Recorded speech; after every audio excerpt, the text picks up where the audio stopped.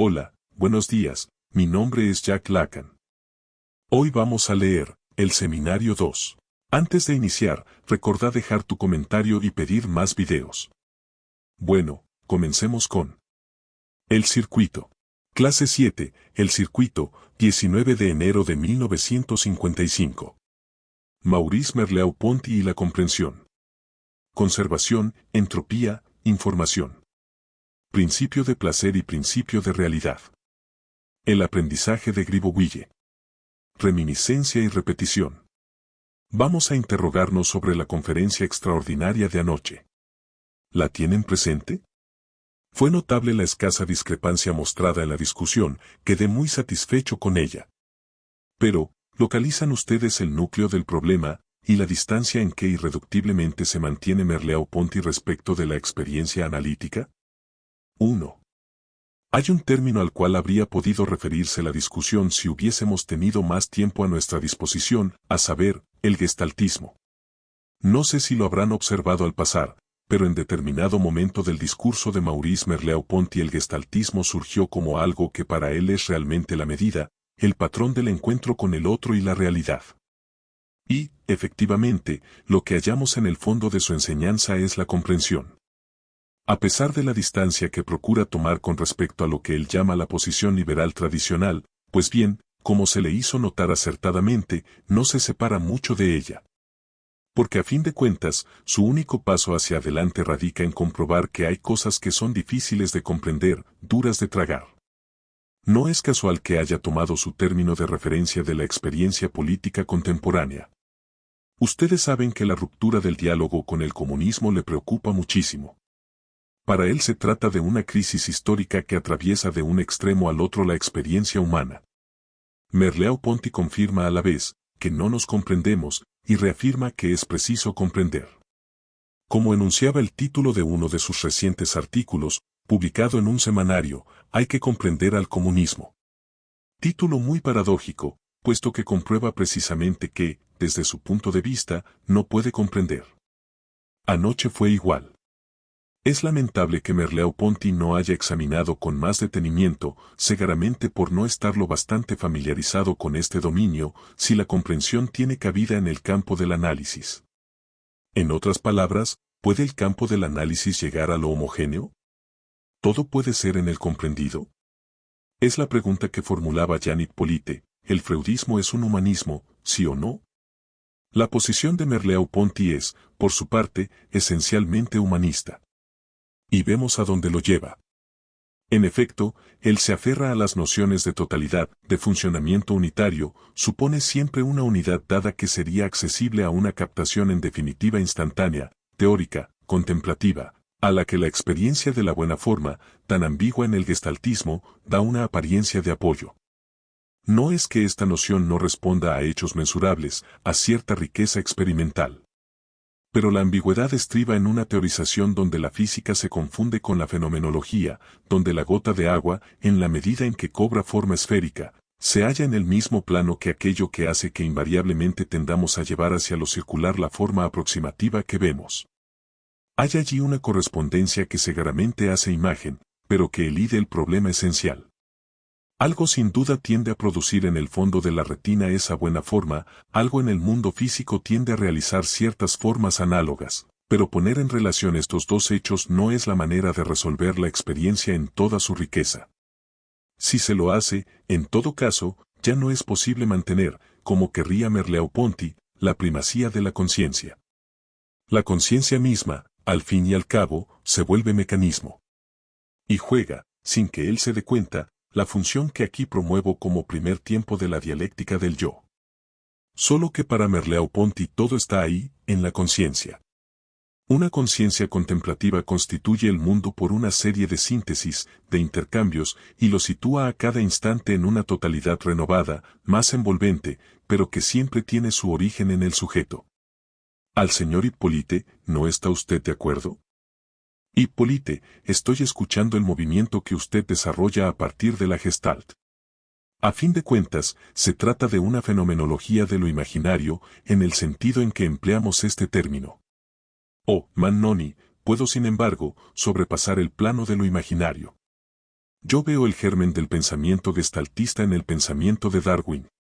Cuando éste reemplaza la variación por la mutación, descubre una naturaleza que produce buenas formas. Pero la existencia de formas que no son simplemente mecánicas plantea entonces un problema. Me parece que la Gestalt es una tentativa de resolverlo. Por supuesto. Lo que usted dice es un paso más, que yo no doy porque no quiero ir más allá del plano en que permanece Merleau-Ponty. Pero, de hecho, si le siguiéramos, si tomáramos la palabra forma en su acepción más amplia, volveríamos a un vitalismo, a los misterios de la fuerza creadora.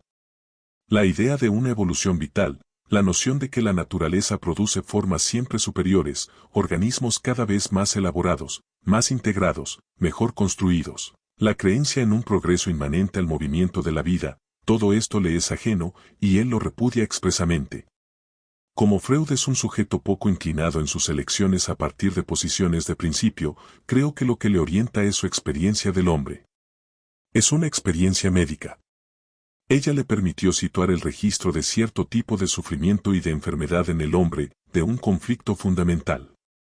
Explicar el mundo por una tendencia natural a crear formas superiores es lo opuesto al conflicto esencial tal como él lo ve obrar en el ser humano. Pero este conflicto supera al ser humano.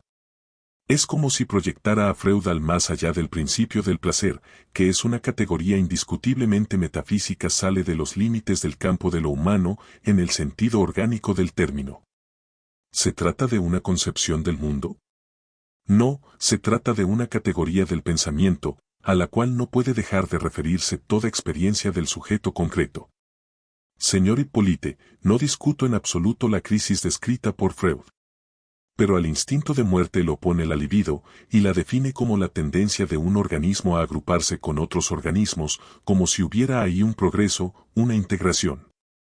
Por lo tanto, independientemente de ese conflicto innegable que usted menciona y que no lo vuelve optimista desde el punto de vista humano, hay en él a pesar de todo una concepción de la libido, no bien definida por cierto, que afirma la integración cada vez mayor de los organismos. Freud lo dice con toda claridad en el propio texto. Entiendo. Pero observe que la tendencia a la unión eros tiende a unir nunca es captada sino en su relación con la tendencia contraria, que lleva a la división, a la ruptura, a la redispersión, y muy especialmente de la materia inanimada. Estas dos tendencias son estrictamente inseparables. No hay noción que sea menos unitaria. Retomemos esto paso por paso. 2. ¿A qué atolladero llegamos la vez pasada?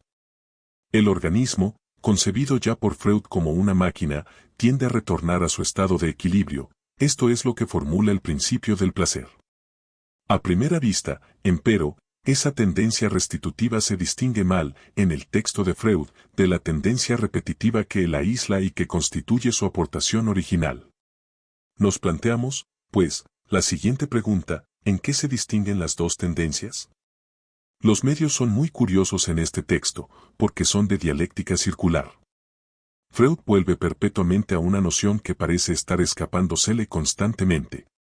Ella resiste pero él no se detiene, a todo precio procura mantener la originalidad de la tendencia repetitiva. Seguramente le faltó algo, en el orden de las categorías o de las imágenes, que nos la hiciera suficientemente perceptible. Desde el comienzo hasta el final de la obra de Freud, el principio del placer se explica de este modo: ante un estímulo que llega al aparato viviente, el sistema nervioso es en cierto modo el delegado esencial del homeostato, del regulador esencial gracias al cual el ser vivo persiste, y al cual va a corresponder una tendencia a retrotraer la excitación a lo más bajo. ¿A lo más bajo? ¿Qué quiere decir esto? Tenemos aquí una ambigüedad que deja perplejos a los autores analíticos. Léanlos, los verán resbalar por la pendiente que abre ante ellos la forma en que Freud dialectiza la cuestión. Freud les ofrece así la ocasión de un malentendido más, y la alarma es tal que todos a coro se precipitan en él. Lo más bajo de la tensión puede querer decir dos cosas: todos los biólogos estarán de acuerdo según se trate de lo más bajo en función de cierta definición del equilibrio del sistema, o de lo más bajo puro y simple, es decir, en lo tocante al ser vivo, la muerte. En efecto, se puede considerar que con la muerte todas las tensiones son llevadas otra vez, desde el punto de vista del ser vivo, a cero. Pero también se pueden tomar en consideración los procesos de descomposición que siguen a la muerte. Entonces se acaba definiendo el fin del principio del placer por la disolución concreta del cadáver. Hay aquí algo cuyo carácter abusivo es imposible pasar por alto. No obstante, puedo citarles a varios autores para quienes reducir el estímulo a lo más bajo designa sencillamente la muerte del ser viviente. Esto implica suponer resuelto el problema, confundir el principio del placer con lo que se cree que Freud nos designó bajo el nombre de instinto de muerte. Digo lo que se cree, porque cuando Freud habla de instinto de muerte designa, felizmente, algo menos absurdo, menos antibiológico y anticientífico. Hay algo que es distinto del principio del placer y que tiende a devolver todo lo animado a lo inanimado, así se expresa Freud. ¿Qué quiere decir con esto? ¿Qué lo fuerza a pensar en esto? No la muerte de los seres vivientes. Si la vivencia humana, el intercambio humano, la intersubjetividad. En lo que observa del hombre hay algo que le obliga a salir de los límites de la vida. Existe, sin duda, un principio que lleva la libido a la muerte, pero no lo hace de un modo cualquiera. Si lo hiciera por los caminos más cortos, el problema estaría resuelto. Pero no lo hace sino por los caminos de la vida, justamente. Tras esta necesidad del ser vivo de pasar por los caminos de la vida no puede pasar sino por ellos se sitúa y es localizado el principio que lo lleva a la muerte. No puede ir a la muerte por cualquier camino. En otros términos, la máquina se mantiene, traza cierta curva, cierta persistencia. Y precisamente por la vía de esta subsistencia algo diferente se manifiesta, sostenido por esa existencia que está ahí y le indica su paso. Debemos afirmar sin tardanza una articulación esencial: cuando se saca un conejo de un sombrero, es porque antes se le puso dentro. Esta formulación tiene un nombre para los físicos, es el primer principio de la termodinámica, el de la conservación de la energía. Para que haya algo al final, es preciso que haya habido por lo menos otro tanto al comienzo. El segundo principio trataré de hacerlo perceptible de una manera gráfica. Estipula que en la manifestación de esta energía hay modos nobles y otros que no lo son. Dicho con otras palabras, no se puede remontar la corriente. Cuando se hace un trabajo se gasta una parte, en calor por ejemplo, hay pérdida. Esto se llama entropía. No hay misterio en la entropía. Es un símbolo, una cosa que se escribe en la pizarra, y muchos se equivocarían si creyeran que existe. La entropía es una E mayúscula absolutamente indispensable para nuestro pensamiento. Y aunque esa E mayúscula a ustedes les importe un comino debido a que un señor llamado Carlos Mayer, médico de marina, la fundó, es actualmente el principio de todo. Un principio que no se puede dejar de tener en cuenta al organizar una fábrica, atómica o no, o un país. Carlos Mayer comenzó a pensar vivamente en él mientras les hacía sangrías a sus enfermos. A veces los senderos del pensamiento son oscuros, los del Señor son insondables. Resulta muy llamativo que por haber parido esto, que segaramente constituye una de las grandes emergencias del pensamiento, haya quedado extremadamente disminuido, como si el parto de la E mayúscula hubiera podido inscribirse en el sistema nervioso. Errarían si creyeran que cuando tomo posiciones que comúnmente se supone antiorganicistas, lo hago porque, como dijo una vez alguien a quien aprecio mucho, el sistema nervioso me resulta un fastidio. No son razones sentimentales las que me guían. Creo que el organicismo común es una estupidez, pero que hay otro, y este no descuida en absoluto los fenómenos materiales. Lo cual me lleva a expresarles con la mayor buena fe, ya que no con la mayor verdad, pues la verdad exigiría buscar sus huellas en la experiencia. Mi opinión de que para un desdichado individuo, el haber sido encargado por vaya a saber qué cosa, el santo lenguaje, como decía Valéry, de ser quien dio vida a la E mayúscula, esto tal vez no se produce sin ocasionar perjuicios. Carlos Mayer tuvo ciertamente dos partes en su vida, la de antes y la de después, donde ya no se produjo nada, había dicho lo que tenía que decir. Pues bien, Freud encuentra esa entropía, y ya al final del Hombre de los Lobos. Siente perfectamente que guarda alguna relación con su instinto de muerte, pero sin poder, tampoco aquí, hallar su fundamento, y sigue durante todo el artículo esa rondita infernal, como Diógenes buscando un hombre con su linterna. Le faltaba algo. Sería demasiado simple decirles, voy a decir que bastaría con añadir una F mayúscula o una I mayúscula a la E mayúscula. No se trata de eso ciertamente, pues todavía no está del todo elucidado. El pensamiento moderno está intentando atraparlo por vías frecuentemente ambiguas y hasta confusionales, y no pueden ustedes desconocer que son contemporáneos de su alumbramiento. Diré más, en la medida en que están aquí, siguiendo mi seminario, están cayendo en ese alumbramiento. Entran ustedes en la dimensión donde el pensamiento trata de ordenarse y hallar su símbolo correcto, que su F mayúscula suceda a la E mayúscula. En el actual estado de cosas, se trata de la cantidad de información. Los hay que no se sorprenden por esto. A otros parece dejarlos patitiesos. La gran aventura de las investigaciones en torno a la comunicación comenzó a cierta distancia, al menos aparente, de lo que nos interesa. Más bien digamos, como saber dónde empieza esto, que encontró uno de sus momentos significativos a nivel de los ingenieros de teléfonos. La Bell Telephone Company tenía que hacer economías, es decir, hacer pasar el mayor número posible de comunicaciones por un solo hilo.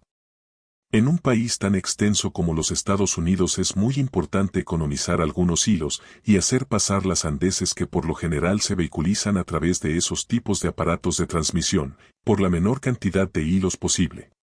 Así fue como se empezó a cuantificar la comunicación. Se empezó, pues, como ven, por algo que está muy lejos de lo que nosotros llamamos la palabra. De ningún modo era cuestión de saber si lo que la gente se cuenta tiene sentido. Además, lo que se dice por teléfono, lo han notado ustedes por experiencia, nunca tiene sentido alguno. Pero uno se comunica, reconoce la modulación de una voz humana y así dispone de esa apariencia de comprensión resultante del hecho de reconocer palabras ya conocidas. Se trata de averiguar cuáles son las condiciones más económicas para transmitir palabras que la gente reconoce. Del sentido no se ocupa nadie. Esto pone bien de relieve un hecho sobre el que hago hincapié y que siempre se olvida: el lenguaje, ese lenguaje que es el instrumento de la palabra, es algo material. Se cayó, pues, en cuenta de lo poco que se necesitaba todo eso que se registra en la hojita de un aparato más o menos perfeccionado, que en el intervalo se ha hecho electrónico, pero que sigue siendo, a fin de cuentas, un aparato de Marey, que oscila y representa la modulación de la voz. Para obtener el mismo resultado basta con tomar una pequeña serie, que reduce en mucho el conjunto de la oscilación, del orden de 1 a 10. Y no solo se oye, sino que se reconoce la voz del querido bienamado o de la querida fulana, que está en la otra punta. La parte del corazón, la convicción eficaz de individuo a individuo, pasa íntegramente. Se empezó entonces a codificar la cantidad de información. Esto no significa que sucedan cosas fundamentales entre seres humanos. Se trata de lo que corre por los hilos y de lo que se puede medir. Solo que así empieza la cuestión de si pasa o no pasa, en qué momento se degrada, en qué momento ya no es comunicación. En psicología se llama la palabra es americana ham. Es la primera vez que aparece, con el carácter de concepto fundamental, la confusión como tal, esa tendencia que hay en la comunicación a dejar de ser comunicación, es decir, a no comunicar ya nada en absoluto. Ya está agregado un símbolo nuevo. Es preciso iniciarlos a este sistema simbólico si quieren ustedes abordar órdenes enteros de una realidad que nos toca directamente. Quien no tenga idea del manejo correcto de esas E y esas F mayúsculas puede no estar calificado para hablar de las relaciones interhumanas. Y esta sí es una objeción que le hubiéramos podido hacer, anoche, a Merleau-Ponty. En determinado punto de desarrollo del sistema simbólico, no todo el mundo puede hablar con todo el mundo. Cuando se le habló de subjetividad cerrada, él dijo: si no se puede hablar con los comunistas, el fondo del lenguaje se desvanece, porque el fondo del lenguaje está en ser universal. Por supuesto. Aunque hace falta estar introducido en ese circuito del lenguaje y saber de qué se habla cuando se habla de comunicación. Ya verán que esto es esencial a propósito del instinto de muerte, que parece opuesto. Los matemáticos calificados para manejar estos símbolos sitúan la información como aquello que va en dirección opuesta a la entropía.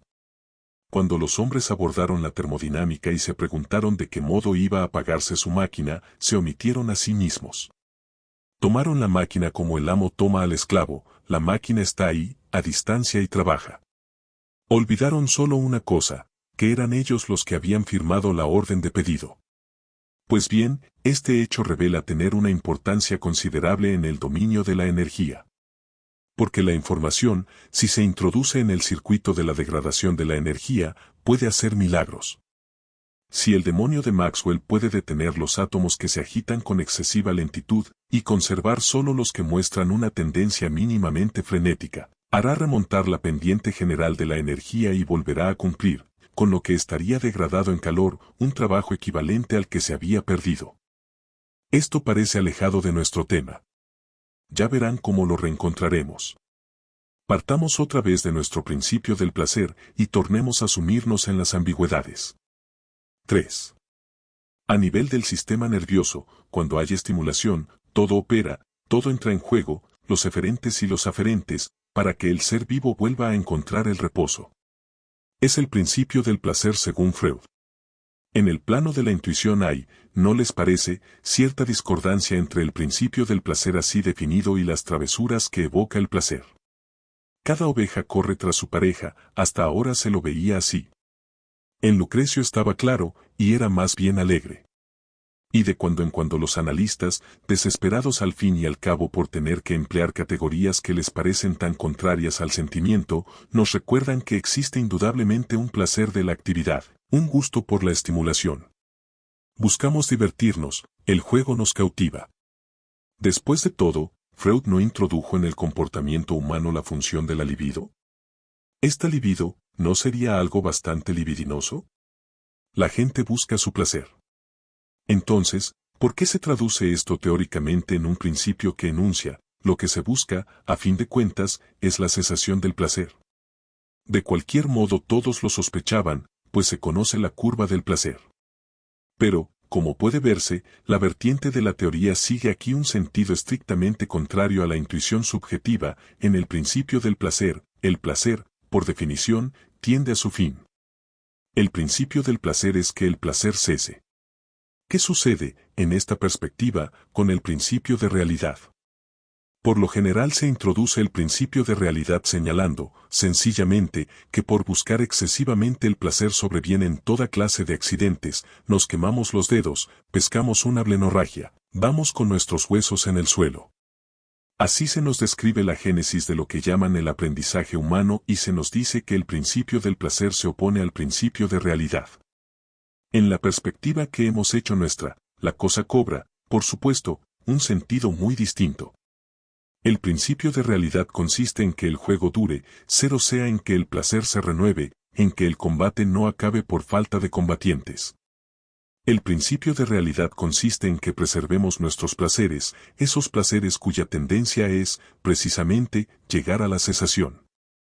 No crean que los psicoanalistas están satisfechos con esta forma de pensar el principio del placer, absolutamente esencial sin embargo en la teoría, y de cabo a rabo. Si ustedes no piensan el principio del placer en este registro, es inútil introducirlos en Freud. La noción de que hay una especie de placer propio de la actividad, el placer lúdico, por ejemplo, echa por tierra las categorías mismas de nuestro pensamiento. ¿Qué tendríamos que hacer entonces con nuestra técnica? Se trataría, simplemente, de enseñarle a la gente gimnasia, música y cuanto se les ocurra. Los procedimientos pedagógicos pertenecen a un registro absolutamente ajeno a la experiencia analítica. No digo que no tengan su valor y que no se les pueda hacer cumplir un papel esencial en la República, basta con remitirse a Platón. Se puede querer devolver al hombre a un feliz funcionamiento natural, hacerle alcanzar las etapas de su desarrollo, proporcionarle el libre florecimiento de aquello que, de su organismo, llega oportunamente a la madurez, y conceder a cada una de estas etapas su tiempo de juego, luego su tiempo de adaptación, de estabilización, hasta que sobrevenga la nueva emergencia vital. Alrededor de esto puede organizarse toda una antropología. Pero, es la misma que justifica los análisis, o sea echar a la gente sobre un diván para que nos cuente imbecilidades. ¿Qué relación hay entre esto y la gimnasia o la música? ¿Habría entendido Platón lo que era el psicoanálisis? No, no lo habría entendido, pese a las apariencias, porque existe ahí un abismo, una grieta, y esto es lo que estamos buscando con más allá del principio del placer. No digo que los analizados sean incapaces de aprendizaje. A la gente se le puede enseñar a tocar piano siempre y cuando éste exista, y por ejemplo sé que habiendo aprendido a tocar en pianos de teclas grandes, saben tocar pianos con teclas pequeñas, clavecín, etc. Pero se trata solo de segmentos determinados de comportamiento humano, y no, como en el análisis, del destino del hombre, de su conducta cuando se acabó la lección de piano y se fue a ver a su amiguita. Entonces su aprendizaje es poco más o menos el de Gribouille. Conocen la historia de Gribouille. Va a un entierro y dice, felicidades. Lo llenan de insultos, lo aporrean, y cuando vuelve a su casa, pero es que no se dice felicidades en un entierro, se dice Dios lo tenga en su gloria. Sale otra vez y pasa una boda, Dios lo tenga en su gloria. Y vuelve a tener problemas. Pues bien, el aprendizaje, tal como lo demuestra el análisis, es eso, y ante eso nos hallamos con los primeros descubrimientos analíticos, el trauma, la fijación, la reproducción, la transferencia. Lo que en la experiencia analítica denominamos intrusión del pasado en el presente pertenece a este orden. Es siempre el aprendizaje de alguien que lo hará mejor la próxima vez. Y cuando digo que lo hará mejor la próxima vez, es que tendrá que hacer algo completamente distinto. Cuando se nos dice, utilizando la noción de manera metafórica, que el análisis es un aprendizaje de la libertad, confiesen que suena extraño. Porque aunque sea, en nuestra época histórica, como decía ayer Merleau-Ponty, es bueno andar con cuidado. ¿Qué revela el análisis sino la discordancia profunda, radical, de las conductas esenciales para el hombre con respecto a todo lo que vive? La dimensión descubierta por el análisis es lo contrario de algo que progresa por adaptación, por aproximación, por perfeccionamiento. Es algo que marcha a saltos, a brincos. Es siempre la aplicación estrictamente inadecuada de ciertas relaciones simbólicas totales, y ello implica varias tonalidades, por ejemplo la intromisión de lo imaginario en lo simbólico, o inversamente. Hay una diferencia radical entre toda investigación del ser humano, incluso a nivel de laboratorio, y lo que sucede a nivel animal.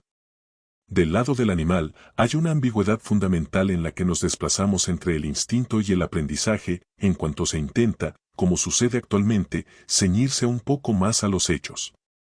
En el animal, las llamadas preformaciones del instinto no son en absoluto excluyentes del aprendizaje. Además, sin cesar se manifiestan en él posibilidades de aprendizaje dentro de los marcos del instinto. Más aún, se descubre que las emergencias del instinto no podrían tener lugar sin una llamada del entorno, como se dice, que estimule y provoque la cristalización de las formas, los comportamientos y las conductas.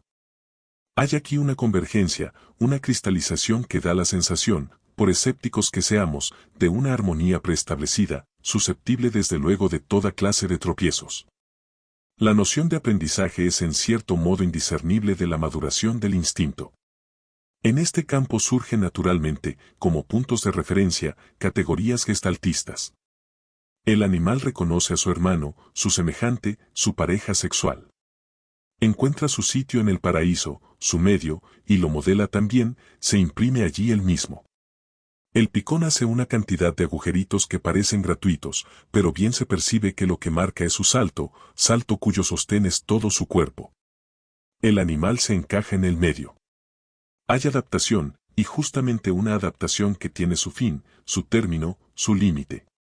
El aprendizaje animal presenta, pues, los caracteres de un perfeccionamiento organizado y finito. ¿Qué diferencia con lo que las mismas investigaciones eso creen nos descubren sobre el aprendizaje en el hombre? Ponen en evidencia la función del deseo de insistir, el privilegio de las tareas inconclusas. Se invoca al señor Zeigarnik sin saber bien lo que dice, que una tarea será tanto mejor memorizada cuanto que en condiciones determinadas haya salido mal. No se dan cuenta de que esto se opone totalmente a la psicología animal, e incluso a la noción que podemos hacernos de la memoria como apilamiento de engramas, de impresiones, donde el ser se forma. En el hombre, la mala forma es lo prevalente. El sujeto vuelve a una tarea en la medida en que quedó inconclusa. El sujeto recuerda mejor un fracaso en la medida en que fue doloroso. No nos colocamos aquí a nivel del ser y del destino, la cosa fue medida en los límites de un laboratorio. Pero no basta con medir, también hay que tratar de comprender. Sé bien que el espíritu es siempre fecundo en modos de comprender. Suelo decírselo a las personas que controlo, cuiden, sobre todo, de no comprender al enfermo, nada los pierde tanto. El enfermo dice una cosa que no tiene pie ni cabeza, y, al contármelo, pues bien, comprendí me dicen que quería decir tal cosa. O sea que en nombre de la inteligencia simplemente hay ilusión de aquello que debe detenernos, y que no es comprensible. El efecto Zeigarnik, el fracaso doloroso o la tarea inconclusa, todo el mundo comprende esto. Nos acordamos de Mozart, bebió la taza de chocolate y volvió para pulsar el último acorde. Pero no se comprende que no es una explicación. O que sí lo es, significa que no somos animales. No se es músico a la manera de mi perrito, que se pone soñador cuando alguien pone ciertos discos. Un músico es siempre músico de su propia música. Y, fuera de las personas que componen ellas mismas su música, es decir, que tienen su distancia respecto de esa música, hay pocas que vuelvan para pulsar su último acorde. Quisiera hacerles entender en qué nivel se sitúa la necesidad de repetición. Y, una vez más, vamos a encontrar nuestra referencia a cierta distancia. 4. Kierkegaard, que como saben era un humorista, habló de la diferencia entre el mundo pagano y el mundo de la gracia, introducido por el cristianismo. De la capacidad para reconocer su objeto natural, clara en el animal, hay algo en el hombre. Hay la captura en la forma, la aprehensión en el juego, el apresamiento en el espejismo de la vida. A esto se refiere un pensamiento teórico, o teorial, o contemplativo, o platónico, y no en balde pone Platón la reminiscencia en el centro de toda su teoría del conocimiento. Si el objeto natural, el correspondiente armónico del viviente, es reconocible, esto se debe a que ya se dibuja su figura. Y para que se dibuje, es preciso que ya haya estado en aquel que va a unirse a ella. Es la relación del adiado. Toda la teoría del conocimiento en Platón ya ni Polite no me va a contradecir es diádica. Pero, por ciertas razones, tuvo lugar un vuelco. Ahora está el pecado como tercer término, y el hombre encuentra su camino ya no por la vía de la reminiscencia sino por la de la repetición. Esto es lo que precisamente pone a Kierkegaard en la vía de nuestras intuiciones freudianas, en un pequeño libro llamado La repetición. Aconsejo su lectura a los que están ya algo adelantados. Los que no tienen mucho tiempo lean al menos la primera parte. Kierkegaard quiere escapar a unos problemas que son precisamente los de su acceso a un orden nuevo, y encuentra la barrera de sus reminiscencias, de lo que él cree ser y lo que sabe que no podrá llegar a ser. Trata entonces de cumplir la experiencia de la repetición. Vuelve a Berlín, donde en ocasión de su última estadía había sentido un infinito placer, y vuelve sobre sus propios pasos. Verán lo que le sucede, por buscar su bien en la sombra de su placer. La experiencia fracasa por completo. Pero a consecuencia de ello nos guía por el camino de nuestro problema, a saber, cómo y por qué todo lo que significa un progreso esencial para el ser humano tiene que pasar por la vía de una repetición obstinada. Llego así al modelo ante el cual quiero dejarlos hoy, de modo que puedan vislumbrar qué quiere decir en el hombre la necesidad de repetición. Todo está en la intrusión del registro simbólico. Pero voy a ilustrarlo. Los modelos son cosa muy importante. No es que quieran decir algo, no quieren decir nada. Pero así somos, es nuestra debilidad animal, necesitamos imágenes. Y, a falta de imágenes, ocurre que algunos símbolos no salen a luz. En general, lo grave es más bien la deficiencia simbólica. La imagen nos viene de una creación esencialmente simbólica, es decir, de una máquina, la más moderna de las máquinas, mucho más peligrosa para el hombre que la bomba atómica, la máquina de calcular. Es algo que se dice, ustedes lo oyen y no lo creen, la máquina de calcular tiene una memoria. Les divierte decirlo, pero no lo creen. Desengáñense. Tiene una forma de memoria que está destinada a poner en tela de juicio todas las imágenes que hasta entonces nos habíamos hecho de la memoria. Lo mejor que se había encontrado para imaginar el fenómeno de la memoria es el sello de cera babilónico, una cosa con unos relieves pequeños y unas rayas, que se hace rodar sobre una plancha de cera, lo que llaman un engrama. El sello también es una máquina, solo que no nos damos cuenta. Para que la máquina se acuerde, con cada pregunta, cosa a veces necesaria, de las preguntas que se le propusieron antes, se encontró algo más ingenioso. La primera experiencia de la máquina circula en ella en estado de mensaje. Supongan que envió un telegrama de aquí a Le Mans, con cargo a Le Mans de remitirlo a Tours, de allí a Sens, de allí a Fontainebleau, y de allí a París, y así indefinidamente. Es preciso que cuando yo llegue a la cola de mi mensaje, la cabeza aún no le haya dado alcance. Es preciso que el mensaje tenga tiempo de dar vueltas. Gira velozmente, no cesa de girar, gira en redondo. Es curioso, una máquina que vuelve sobre sí misma. Hace pensar en el feedback y tiene relación con el homeostato. Ustedes saben que así se regula la admisión del vapor en una máquina de vapor. Si zumba demasiado aprisa, un torniquete lo registra, dos cosas se separan con la fuerza centrífuga, y la admisión del vapor queda regulada. Esto es lo que gobierna la marcha homeostática de la máquina de vapor. Hay oscilación sobre un punto de equilibrio. En este caso es más complicado. Se lo llama mensaje. Es muy ambiguo. ¿Qué es un mensaje en el interior de una máquina? Es algo que procede por apertura o no apertura, como una lámpara electrónica por sí o no. Es algo articulado, del mismo orden que las oposiciones fundamentales del registro simbólico.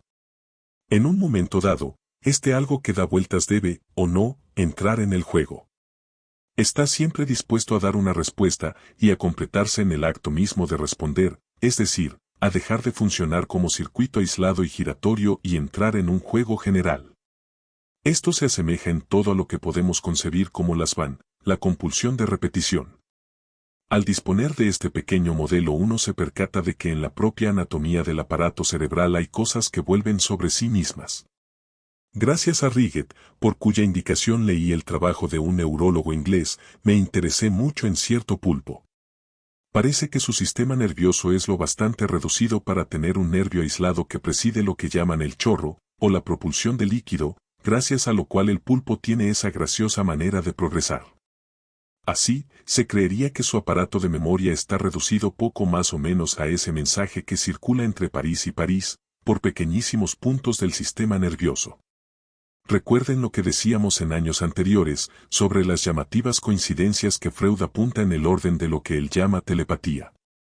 Cosas muy importantes, dentro del orden de la transferencia, se cumplen correlativamente en dos pacientes, estando uno en análisis y el otro apenas en contacto o estando ambos en análisis.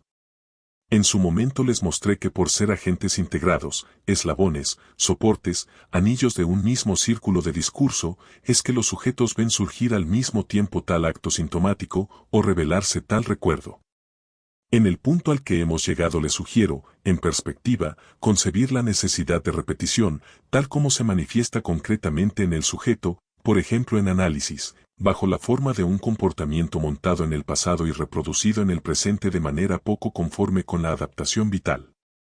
Aquí reaparece lo que ya les señalé, a saber, que el inconsciente es el discurso del otro.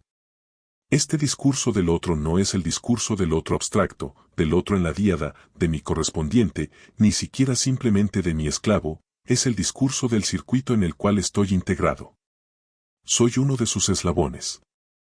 Es el discurso de mi padre, por ejemplo, en tanto que mi padre ha cometido faltas que estoy absolutamente condenado a reproducir, lo que llaman superego. Estoy condenado a reproducirlas porque es preciso que retome el discurso que él me legó, no simplemente porque soy su hijo, sino porque la cadena del discurso no es cosa que alguien pueda detener, y yo estoy precisamente encargado de transmitirlo en su forma aberrante a algún otro. Tengo que plantearle a algún otro el problema de una situación vital con la que muy posiblemente él también va a toparse, de tal suerte que este discurso forma un pequeño circuito en el que quedan asidos toda una familia, toda una camarilla, todo un bando, toda una nación o la mitad del globo. Forma circular de una palabra que está justo en el límite del sentido y el sinsentido, que es problemática. Esto es la necesidad de repetición tal como la vemos surgir más allá del principio del placer. Vacila más allá de todos los mecanismos de equilibración, de armonización y de acuerdo en el plano biológico. Solo es introducida por el registro del lenguaje, por la función del símbolo, por la problemática de la pregunta en el orden humano. ¿De qué modo resulta esto literalmente proyectado por Freud sobre un plano que en apariencia es de orden biológico? Tendremos que volver a la cuestión las próximas veces. Solo fragmentada, descompuesta queda prendida la vida en lo simbólico. El propio ser humano está en parte fuera de la vida, participa del instinto de muerte. Solo desde ahí puede abordar el registro de la vida. Bueno, espero que te haya gustado y espero verte la próxima. Recordá dejar tu comentario y pedir más videos. Hasta la próxima.